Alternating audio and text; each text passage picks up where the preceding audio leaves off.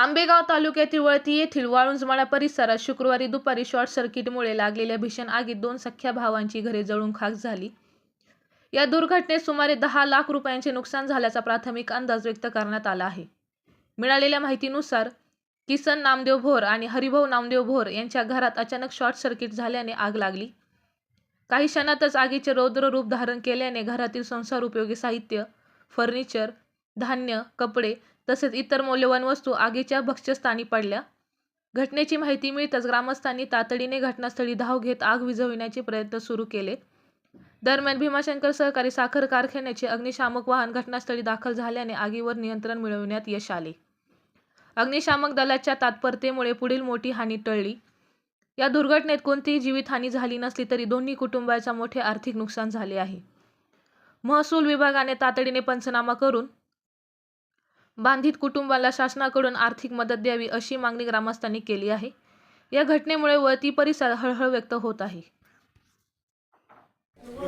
किसन नामदेव भोर, मी मंतर ठिकाणी गेलो होतो बँकेत पैसे काढण्यासाठी खताच्या गाडीच्या, आणि पाठीमागून मला फोन आले का घरामध्ये आग लागली. कशामुळे लागली, शॉर्ट सर्किटमुळे लागली का कशामुळे लागली मला काही सांगता नाही. लोकांचे फोन आले का तुझ्या घरातून लई धूर येतोय, म्हणून मी तातडीनं निघून आलो. पाहतोय तर समजा घर आतमध्ये पाठीपोडी सर्व सामान जळालं. दाणे, खुर्च्या, मान्या, कारखान्याची वायरा, ताडपत्र्या होत्या 9-10 ताडपत्र्या सर्व जळून खाक झालं. काही शिल्लक राहिलेलं नाही. आग लागल्यानंतर मग वीज व्हायसाठी ते टँकर बोलावला. हो, टँकर. कुठला टँकर आहे? पब्लिकनं भीमाशंकर कारखान्याचा टँकर बोलावलाय.